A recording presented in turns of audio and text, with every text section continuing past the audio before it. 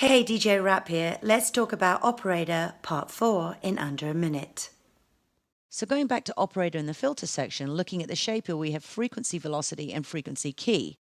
These are two expression controls within the filter section. By default, the frequency key is set to 0, and that means that the filter frequency will stay the same no matter what note you play. The pitch that you play will control the filter frequency cutoff, and it's based off the filter frequency cutoff that you've already chosen. This can go up to 200% positive and negative, and at a negative 200%, the notes are going to be really bright and probably way too resonant.